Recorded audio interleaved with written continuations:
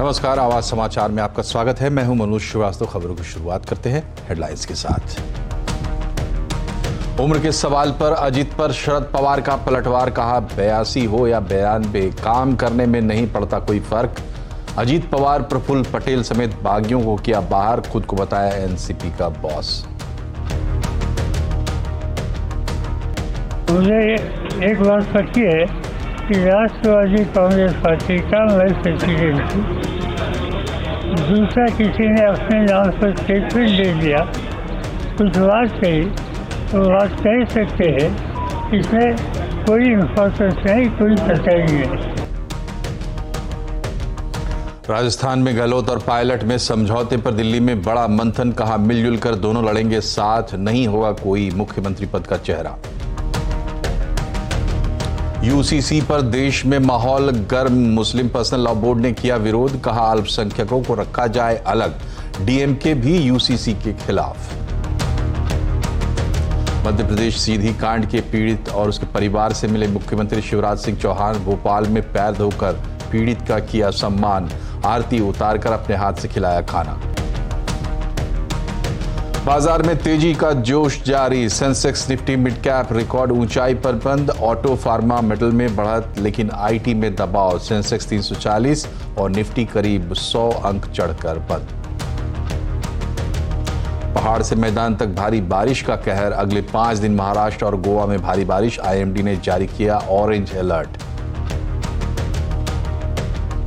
Mission Chandrayaan 3 पूरी तरह से तैयार, 14 जुलाई को दोपहर 2:30 बजे भरेगा उड़ान, चांद पर सुरक्षित लैंडिंग का इसरो ने बताया पूरा प्लान। एनसीपी का पावर टसल अब और बढ़ता जा रहा है। कल पहले अजीत पवार ने पार्टी पर दावा करते हुए शरद पवार को राष्ट्रीय अध्यक्ष पद से निकाला था, लेकिन आज दिल्ली में राष्ट्रीय कार्यकारिणी की बैठक के बाद शरद पवार गुट ने सभी बागियों को पार्टी से निकालने का फैसला किया। इसमें अजीत पवार, प्रफुल्ल पटेल, सुनील तटकरे समेत कई दिग्गज शामिल हैं। इसके बाद प्रेस कॉन्फ्रेंस में शरद पवार ने अजीत गुट के नेताओं पर निशाना साधा और दावा किया कि असली एनसीपी उनकी है और वो ही एनसीपी के अध्यक्ष भी है। मुझे पूरा विश्वास है कि 2024 में महाराष्ट्र में हुकूमत बदलेगी। आज जिनके हाथ में हुकूमत है उनको लोग दूर करेंगे और जो कुछ अपोजिशन में काम कर रहे हमारे जैसे लोग हैं, इनके खिलाफ जिस तरह के कदम उठाए गए, इसकी कीमत उनको देनी पड़ेगी। राज्य की स्थिति बदलेगी, वहाँ राष्ट्रवादी कांग्रेस हो और उद्धव ठाकरे के नेतृत्व सेना का संगठन हो, इनके हाथ में महाराष्ट्र के लोग पूरी हुकूमत देंगे। और अब इस खबर पर अपडेट लेते हैं, सीधे सहयोगी नीरज के पास चलते हैं। नीरज, ये बताइए कि क्या मूड माहौल था मीटिंग में? शरद पवार कितने कॉन्फिडेंट लग रहे थे? कितने लोग जुटे थे वहां पर? देखिए, एनसीपी के राष्ट्रीय अध्यक्ष शरद पवार कॉन्फिडेंट बिल्कुल हैं, चाहे प्रेस वार्ता की बात करें या बैठक की बात करें। लेकिन एक और महत्वपूर्ण तकनीकी जानकारी आपको, या आप गौर कर रहे होंगे कि शरद पवार की तरफ से अब तक अपने विधायकों को कहीं रखने की कोशिश नहीं की गई है, कहीं भी एक जगह ठहराने की कोशिश नहीं की गई है। तो शरद पवार, जहां तक एनसीपी का मामला है और चुनाव चिन्ह का मामला है, इस बारे में वो बिल्कुल आश्वस्त है कि एनसीपी पार्टी पर अजीत खेमे का दावा चुनाव आयोग में खारिज होगा। रही बात जमीन की, तो अजीत पवार के जाने और कुछ नेताओं के जाने से बिल्कुल जमीन पे थोड़ा असर पड़ेगा, लेकिन शरद पवार खुद कह चुके हैं कि एक वक्त का खाना खाकर वो पार्टी को मजबूती दिलाएंगे। आज जहां तक बात करें तो आज जो वर्किंग कमेटी की बैठक थी, वर्किंग कमेटी की बैठक में प्रफुल्ल पटेल की बात करें, सुनील तटकरे की बात करें, अजीत पवार समेत 9 विधायकों की बात करें, उन्हें हटाने के फैसले पर वर्किंग कमेटी ने मुहर लगाई। वर्किंग कमेटी के ज्यादातर सदस्य इस बैठक में थे। इसके अलावा शरद पवार के नेतृत्व में आस्था दर्ज कराई गई। वर्किंग कमेटी ने एक बात पे बहुत संतोष जाहिर किया कि 27 जो यूनिट है एनसीपी की, जो जिसका नेतृत्व आज की तारीख में शरद पवार कर रहे, किसी भी यूनिट की तरफ से अब तक अजीत पवार के पक्ष में समर्थन नहीं दिया गया। तो ये तमाम चीजें हैं जिसको लेकर शरद पवार जो है आश्वस्त है। आने वाले वक्त में महाराष्ट्र की अगर बात करें तो वहां शिवसेना उद्धव गुट कांग्रेस और एनसीपी के साथ मिलकर वो उम्मीद जता रहे कि आने वाले लोकसभा चुनाव में और विधानसभा चुनाव में भी गठबंधन जीतेगा। लेकिन अभी एनसीपी संकट में जरूर है, लेकिन शरद पवार आश्वस्त दिख रहे, कॉन्फिडेंट दिख रहे हैं वो आने वाले वक्त में पार्टी की लड़ाई जमीन पर जाकर लड़ेंगे। चुनाव आयोग में थोड़ी मुश्किल पार्टी को जरूर होगी, चुनाव अजीत पवार खेमे की तरफ से भी अपना पक्ष रखा जाएगा, लेकिन शरद पवार और उनकी टीम को लगता है कि चाहे विधायकों की संख्या महाराष्ट्र में उनके पास ज्यादा हो सकती है, लेकिन ये विधायकों की संख्या का मामला नहीं है, राजनीतिक दल का मामला है। और राजनीतिक दल की जब बात होगी तो देश भर में जितने भी संगठन है उनका ज्यादा सपोर्ट शरद पवार को है। चलिए, बहुत बहुत शुक्रिया आपका नीरज तमाम अपडेट के लिए। तो शरद पवार कॉन्फिडेंट है। वहीं दिल्ली में शरद पवार के घर पर बैठक से पहले पोस्टर वॉर भी देखने को मिली। बैठक से पहले शरद पवार के समर्थन में कई पोस्टर लगाए गए। पोस्टर में बिना नाम लिए अजीत पवार गुट पर निशाना साधा गया है। पोस्टर बाहुबली फिल्म से लिया गया है। इसमें कटप्पा को बाहुबली पर पीछे से वार करते हुए दिखाया गया है। और एनसीपी में दो फाड़ होने और अजीत पवार गुट के सरकार में शामिल होने के बाद पहली बार महाराष्ट्र के मुख्यमंत्री एकनाथ शिंदे ने इस मसले पर बयान दिया है। सीएम शिंदे का कहना है कि अजीत पवार पीएम मोदी से प्रभावित थे और इसीलिए वो विकास कार्यों से प्रभावित होकर बीजेपी गठबंधन की सरकार में शामिल हुए हैं। हमारी जो भूमिका है, हमारी सरकार बनाते वक्त हम बाला साहब के विचार वाली विचारधारा को आगे ले जा रहे हैं, हिंदुत्व की विचारधारा को आगे ले जा रहे हैं, उसी के साथ विकास को जोड़ रहे हैं। और पिछले साल में इतने बड़े पैमाने पर विकास हुआ है इस राज्य में कि वो अजीत दादा ने खुद ही स्वीकृत किया है कि ये विकास भी हुआ है और विकास को हम साथ दे रहे हैं। और राज्य में डबल इंजन की सरकार जो हम कहते हैं, अजीत दादा के भी वही विचार है। तो इसीलिए वो साथ में आए हैं और आगे तो और काम होगा, मजबूती से काम होगा। एनसीपी में जारी सियासी लड़ाई के बीच कांग्रेस नेता राहुल गांधी आज दिल्ली में शरद पवार से मिलने उनके आवास पर पहुंचे। एनसीपी में पड़ी फूट के बाद दोनों नेताओं की यह पहली मुलाकात है। इसमें दोनों पार्टी के एक साथ रहने पर भी बातचीत हुई। और शरद पवार के साथ विपक्षी दलों की एकता भी अब दिखने लगी है। राहुल गांधी तो मिलने गए ही, अजीत पवार ने शरद पवार के रिटायरमेंट पर जो सवाल उठाया था उस पर लालू यादव ने अजीत पवार को निशाने पर लिया है। उन्होंने कहा है कि अजीत पवार कौन होते हैं रिटायरमेंट के लिए कहने वाले। लालू यादव ने कहा कि राजनीति में कोई भी बूढ़ा आदमी रिटायर नहीं होता। शरद पवार भी मजबूत नेता हैं जी। भतीजा का क्या असर है? सर, भतीजा कह रहा है कि आप बूढ़े हो गए, रिटायर हो जाइए। उनको कहने से रिटायर हो जाएंगे। वो बूढ़ा आदमी रिटायर होता है करके, राजनीति में रिटायर नहीं होता। जयपुर में गहलोत और पायलट गुट की लड़ाई पर आज दिल्ली में कांग्रेस आला कमान ने फैसला लिया है कि दोनों मिलकर एकजुट होकर चुनाव लड़ेंगे और कोई भी चेहरा मुख्यमंत्री पद के लिए पहले से तय नहीं होगा। दिल्ली में कांग्रेस आला कमान के साथ बैठक में यह प्रस्ताव पारित किया गया है कि सभी मिलकर विधानसभा चुनाव लड़ेंगे।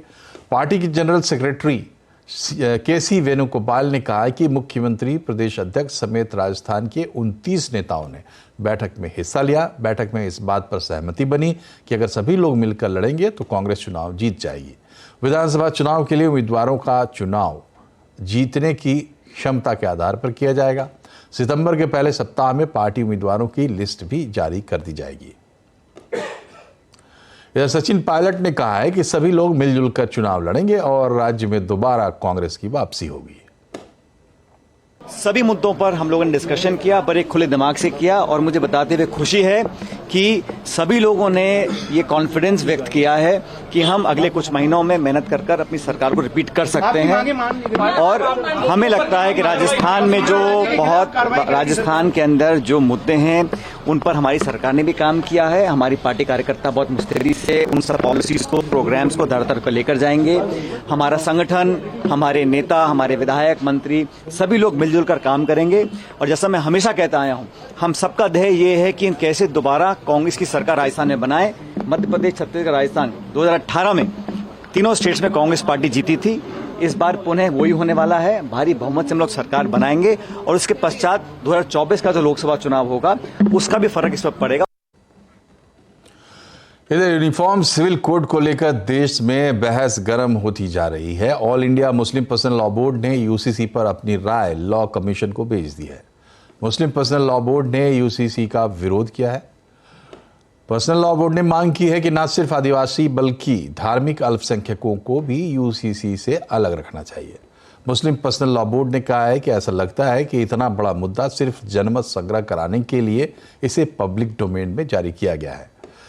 लॉ बोर्ड ने लोगों से भी इसका विरोध करने की अपील की है। इधर एआईएडीएमके के बाद अब डीएमके ने भी यूसीसी का विरोध किया है। एआईएडीएमके ने कहा है कि यूसीसी से अल्पसंख्यकों के धार्मिक अधिकार प्रभावित होंगे।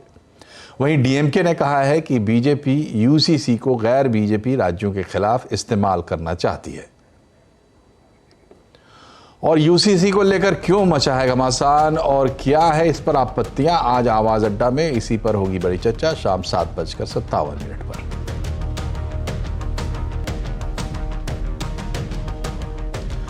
मध्य प्रदेश के मुख्यमंत्री शिवराज सिंह चौहान ने आज सीधी पेशाब कांड के पीड़ित दशमत रावत से पैर धोकर माफी मांगी। रावत को मुख्यमंत्री आवास बुलाकर शिवराज सिंह ने उनके पैर धोए, उन्हें शॉल और भेंट देकर उनका सम्मान किया। आपको बता दें कि हाल ही में सोशल मीडिया पर एक वीडियो वायरल हुआ था जिसमें आरोपी प्रवेश शुक्ला दशमत रावत पर यूरिनेट कर रहा था। शिवराज सिंह ने इस पर तुरंत सख्त एक्शन लेने का आदेश दिया। आरोपी प्रवेश शुक्ला पर राष्ट्रीय सुरक्षा कानून लगाकर कल ही उसे गिरफ्तार कर लिया गया। स्थानीय प्रशासन ने उसका अवैध कब्जा भी ढहा दिया है। आज पीड़ित दशमत रावत से माफी मांगने के बाद शिवराज सिंह ने कहा कि उनके लिए गरीब भगवान के जैसे हैं, गरीबों की सेवा उनके लिए पूजा की तरह है। और अब बात करते हैं बाजार की। बाजार में तूफानी तेजी के बीच आज भी मार्केट रिकॉर्ड ऊंचाई पर बंद हुआ। सेंसेक्स, निफ्टी, मिड कैप सभी ने रिकॉर्ड ऊंचाई को छुआ। सेंसेक्स 340 अंक चढ़कर 65,786 पर बंद हुआ। निफ्टी 99 अंक चढ़कर 19,497 पर बंद हुआ। आज सबसे ज़्यादा खरीदारी रियल्टी, एनर्जी, पीएससी शेयरों में रही। ऑटो, फार्मा, मेटल इंडेक्स बढ़त पर बंद हुए। रिटेल निवेशकों ने बाजार में काफी मैच्योरिटी दिखाई है, ऐसा कहना है केआर चोकसी होल्डिंग्स के देवेंद्र चोकसी का। उन्होंने आगे कहा कि मार्केट की तेजी में मिड कैप में अच्छा पैसा बन रहा है और रिटेल निवेशक अब लार्ज कैप में भी निवेश कर रहे हैं।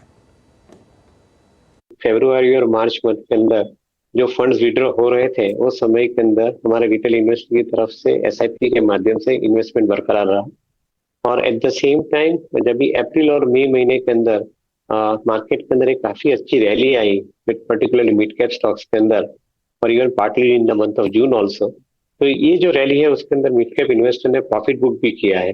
आई थिंक एक बहुत बड़ी मैच्योरिटी का कारण है कि आप नीचे के टाइम के अंदर मार्केट में डगे नहीं हो, लिए भी माल परचेज भी किया, इन्वेस्टमेंट भी किया है और जब भी मार्केट के अंदर प्रॉफिट बुक करने का अवसर आया तो आपने प्रॉफिट भी बुक किया है।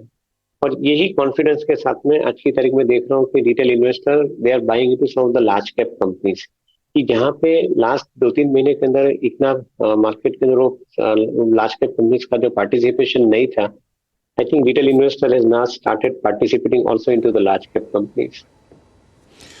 और ट्विटर का किलर क्या आ गया है? मार्क जुकरबर्ग और एलन मस्क में किस बात पर है टक्कर? पूरी खबर ब्रेक के बाद बने रही है हमारे साथ।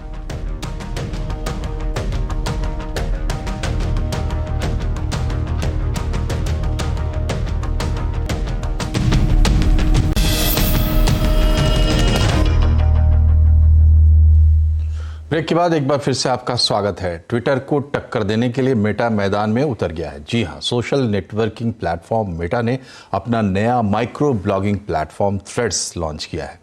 इसे ट्विटर का कॉम्पिटिटर माना जा रहा है। कुछ यूजर्स इसे ट्विटर किलर भी कह रहे हैं। इससे जकरबर्ग और एलन मस्क में जोरदार टक्कर की बात सामने आ रही है। डिटेल समझते हैं शिवानी घरत से। बताइए शिवानी, क्या खबर है थ्रेड्स पर? काफी इंटरेस्टिंग है इनफैक्ट रिस्पॉन्स थ्रेड्स का। मार्क जकरबर्ग ने इनफैक्ट और मेटा कह रही है कि केवल 4 घंटे में कई सारे ढेरों मिलियन 5 मिलियन इनफैक्ट फॉलोअर्स या सब्सक्राइबर्स डाउनलोड्स आप कह सकते हैं वो थ्रेड्स पर आए थे। 5 million downloads with in 4 hours is a big figure in itself. और ट्विटर के जिस तरह से ट्रबल्स खत्म ही नहीं हो रहे थे उसमें टक्कर देने के लिए ये नया थ्रेड्स आया है। लुक एंड फील अगर आप देखें इस प्लेटफॉर्म की हूबहू ट्विटर की तरह ही है जिस तरह से हम ट्वीट करते हैं, लेकिन हाँ कुछ डिफरेंसेस है दोनों प्लेटफॉर्म्स में। अभी आपको बता दूं कि 500 कैरेक्टर तक लंबे थ्रेड्स आप बिल्कुल इनफैक्ट थ्रेड्स पर लिख सकते हैं चीजें, लिंक, फोटो, वीडियो, अलग अलग चीजें आप शेयर कर सकते हैं। इसी के साथ साथ 5 मिनट तक के लंबे वीडियोस भी आप शेयर कर सकते हैं, which is a great blessing. Communities create कर सकते हैं, ट्रेंडिंग टॉपिक्स वगैरह पर चर्चा कर सकते हैं। इसी के साथ साथ 16 साल से कम एज के यूजर्स है उनकी प्रोफाइल प्राइवेट रहेगी इस थ्रेड्स प्लेटफॉर्म पर। इंस्टाग्राम पर आपने जिन जिन लोगों को ब्लॉक किया है और कई ट्रोल्स वगैरह become a nuisance on the social media platforms, ये सभी इनफैक्ट इन प्लेटफॉर्म्स पर इस प्लेटफॉर्म पर ब्लॉक रहेंगे। अभी एंड्रॉइड और iOS यूजर्स इसे सिंपल तरीके से डाउनलोड कर सकते हैं एप्पल के ऐप स्टोर पर या फिर गूगल प्ले स्टोर पर जाकर। इसी के साथ साथ आपको इमीडिएटली प्रॉम्प्ट होगा जैसे ही आप थ्रेड्स डाउनलोड करेंगे, इंस्टॉल करेंगे कि आप इंस्टाग्राम यूजर है तो थ्रू इंस्टाग्राम आप इनफैक्ट इसका इस्तेमाल कर सकते हैं। इंस्टाग्राम यूजर नहीं है तो कोई प्रॉब्लम नहीं है, आप एक अलग से लॉगिन क्रिएट करके थ्रेड्स में लॉगिन कर सकते हैं। अभी आपको बता दूं कि बेसिक डिफरेंस दोनों प्लेटफॉर्म्स में पोस्ट पढ़ने की लिमिट है, पोस्ट पढ़ने की लिमिट थ्रेड पर नहीं है।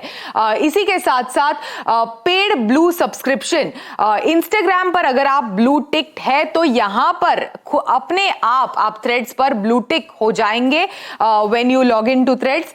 इसी के साथ साथ अनवेरिफाइड यूजर्स के लिए 280 कैरेक्टर्स की लिमिट है, सभी के लिए इनफैक्ट 500 कैरेक्टर्स की लिमिट फिलहाल आपको थ्रेड्स पर मिलेगी।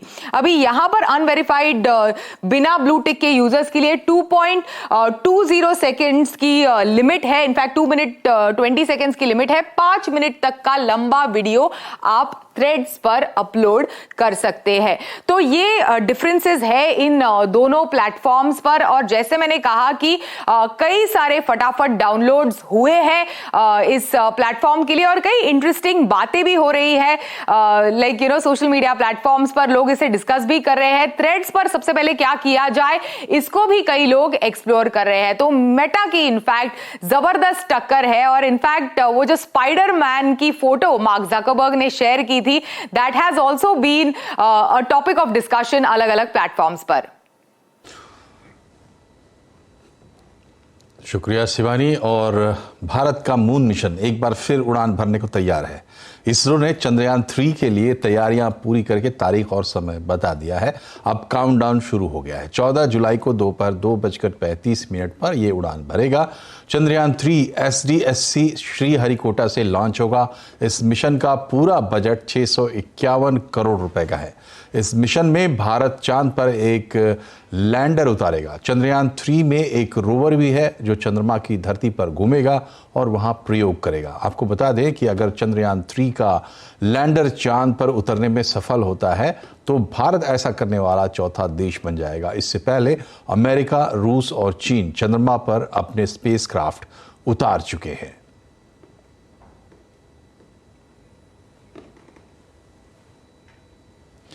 भारत के स्टार्टअप इकोसिस्टम की सबसे बड़ी हस्तियां साथ आ रही हैं एक मंच पर, हर जरूरी पहलू पर रखने अपना नजरिया जो डालेगा इस उद्योग के भविष्य पर बड़ा प्रभाव। जुड़िए हमसे money control startup conclave tough get going 7 जुलाई को सुबह 9:30 बजे मनी कंट्रोल लाइव स्ट्रीम पर।